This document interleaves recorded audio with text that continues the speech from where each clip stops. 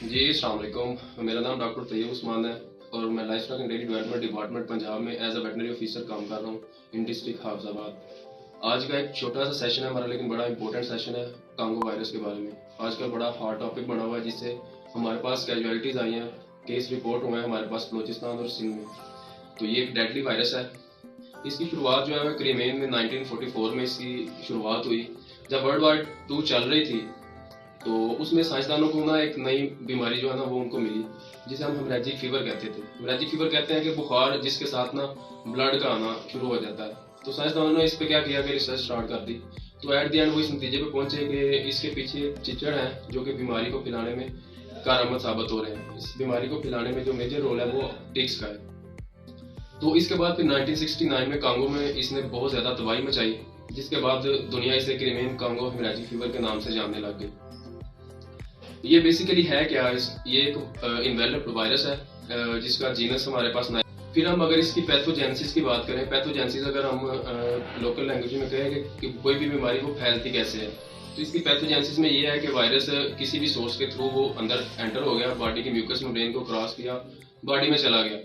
Body में जाने के बाद उसने क्या किया कि मल्टीप्लिकेशन स्टार्ट कर दी। मल्टीप्लिकेशन का मतलब है कि उसने मल्टीपल कॉपीज बनाना शुरू कर दी। जो मल्टीपल कॉपीज उसने बनाई, उसके बाद वो क्या गया कि ब्लड सर्कुलेशन में चला गया, हमारे सिस्टेमिक सिस्टम में चला गया। वहां पे जाके उसका जो मेन टारगेट है वो हमारे एंडोथेलियल सेल्स हैं। उस एंडोथेलियल सेल्स को तबाह करना शुरू कर देता है, जिससे जब हमारी वेन की ना परमेबिलिटी इंक्रीज हो जाती है, जो ब्लड है वो ऊज आउट होना स्टार्ट हो जाता है। फॉर एग्जाम्पल जैसे एक पाइप है, पाइप में अगर सुराख हो जाए तो वहां से पानी निकलना शुरू हो जाता है। तो ये क्या करता है कि उसको वेन को रप्चर करता है, वहां से ब्लड निकलना शुरू हो जाता है। तो सेकंड नंबर पे ही वो क्या करता है कि जो हमारे जो ब्लड क्लॉटिंग फैक्टर है उसको तबाह करना शुरू कर देता है। फॉर एग्जाम्पल जब हमें कोई भी इंजरी होती है तो वहां पे आके ब्लड क्लॉटिंग फैक्टर जो होते हैं ना वो आके ब्लड को क्लॉट करवाते हैं। ब्लड को क्लॉट करवाने के बाद हमारी जो एक्स्ट्रा जो है ना ब्लड को निकलने से बचाते हैं। तो ये साथ ही क्या करता है कि हमारे जो ब्लड क्लॉटिंग फैक्टर है उसको भी तबाह कर देता है। तो उससे क्या होता है कि ब्लड जो है वो ऊज आउट होना स्टार्ट कर देता है, बॉडी से निकलना शुरू कर देता है। हम इसकी ट्रांसमिशन की बात करते हैं तो इसकी ट्रांसमिशन में जो रोल है हमारे पास वो टिक्स के थ्रू ये ट्रांसमिट होता है। एक टिक है, उसने किसी एनिमल को इन्फेक्ट किया है तो उससे फिर ये ह्यूमन में फैलेगा। ये एक जूनोटिक बीमारी है। जूनोटिक कहते हैं कोई ऐसी डिजीज जो ह्यूमन से एनिमल में या फिर एनिमल से ह्यूमन में फैलती है। तो ये एनिमल से ह्यूमन में ट्रांसमिट होती है ये कांगो वायरस, जिसे टिक ने इन्फेक्ट, जो एक एनिमल है उसको इन्फेक्ट हुआ, टिक्स ने बाइट किया, तो हम कोई भी इंसान है वो फॉर एग्जांपल टिक्स को हम वो उसकी बॉडी से हटाते हैं, इसके दौरान ब्लड लग जाता है, टिक्स जो है वो बाइट कर देता है, उससे फिर ह्यूमन में ये ट्रांसमिट हो जाती है। अब ह्यूमन में ट्रांसमिट हो गई है तो इसमें ट्रांसमिशन के बाद इसके जो क्लिनिकल साइंस में ये हमें फीवर देगा, फीवर के बाद हेडेक आएगी, साथ में शदीद दर्द होगा, कमर के पट्टे में खचाव आ जाएगा, साथ में कमर के और गर्दन के पट्टों में दर्द होगी, साथ में जो वॉमिट करेगा, फ्रीक्वेंट वॉमिटिंग आएगी, अब्डोमिनल क्रैम्प होंगे, साथ में डायरिया होगा, पेचेस लग जाएंगे। ये क्लिनिकल साइंस है जो इंसान में शो होंगे, क्योंकि जानवर में इसमें खातर का कोई इतने जो है ना क्लिनिकल साइंस शो नहीं होते हैं, लेकिन जो ह्यूमन है वो इसमें बहुत ज्यादा इन्फेक्टेड होता है। तो इसमें साथ ही जो क्या करेगा कि ये वाइटल आर्गन जो है हमारे उसको भी तबाह कर देगा। उसमें मेजर जो हमारा लीवर, किडनी है उसको ये तबाह कर देगा, लंग्स को तबाह कर देगा। तो उसकी डिसफंक्शन की वजह से क्या होगी कि हमारी जो म्यूकस मेम्ब्रेन है वो येलोइश हो जाएगी। लीवर जब डिसफंक्शन होगा तो हमारी म्यूकस येलोइश हो जाएगी। अब अगर हम इसके डायग्नोसिस पे बात करें तो इसके डायग्नोसिस के लिए 3-4 टेस्ट है, जिनमें हमारे पास RT-PCR है, एलाइजा है, सेल कल्चर है और एंटीजन डिटेक्शन टेस्ट है। इसके अगर हम ट्रीटमेंट की बात करें तो there will be no specific treatment for the virus. ये डेडली, इतना डेडली है कि इसकी जो केस फैटेलिटी है वो 10 to 14% है।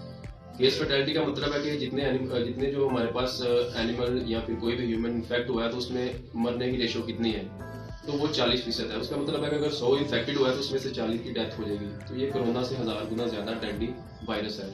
तो इस ट्रीटमेंट में इसके हमारे पास ना तो इसकी कोई वैक्सीन है और ना इसका कोई स्पेसिफिक ट्रीटमेंट है। कुछ 1-2 एंटीवायरल ड्रग्स हैं जो यूज हो रही हैं, लेकिन वो भी कोई इतना स्पेसिफिक ट्रीटमेंट नहीं है। तो इसके लिए हमारे जो कर सकते हैं वो सिर्फ प्रिवेंशन है। Prevention is better than cure. इसकी प्रिवेंशन के लिए जो मेन है वो है हमारा एंटी टिक स्प्रे करवा रहे हैं हम, जो हमने चिचड़ों को खत्म करना है बेसिकली। तो उसके लिए हमारा महकमा जो लाइफ स्टॉक है वो क्या कर रहा है, महकमा लाइफ स्टॉक ने ये चीज का वेट नहीं किया कि हमारे पास डिजीज आएगी फिर हम उसके लिए कुछ करेंगे। हमने एक प्रो एक्टिव अप्रोच के थ्रू क्या किया है कि सारे फार्मर्स को हम डोर टू डोर जाके अवेयरनेस प्रोग्राम करवा रहे हैं, डोर टू डोर जाके उनके जो बाड़ों पे हम स्प्रे करवा रहे हैं, ताकि हम जो है टिक्स की जो उसकी ग्रोथ है उसको मिनिमाइज कर सके। जितना भी टिक लोड है हम उसको जितना मिनिमाइज करेंगे तो हमारे पास डिजीज की जो है वो स्प्रेड हमारे पास रुक जाएगा।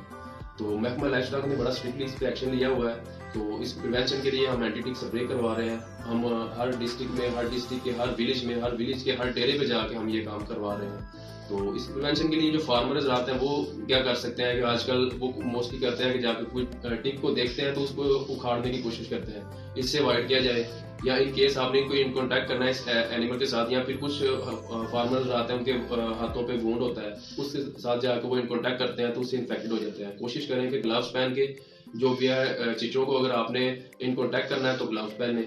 उसके अलावा जो है फुल स्लीव वाले कपड़े पहने, और जितना कोशिश करें कि मैक्सिमम जो है ना वो आप इन कॉन्टैक्ट से बचें।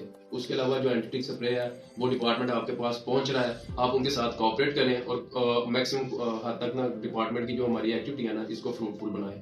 तो इसके बाद जो सेकंड है वो है हमारे बुचर हज़रात। वो ड्यूरिंग स्लॉटिंग जो है ना वो उनके लिए मैक्सिमम चांसेस होते हैं इन्फेक्शन के। वो जब स्लॉटिंग करें कोशिश करें कि ग्लव्स पहन कर इसको स्लॉटर करें।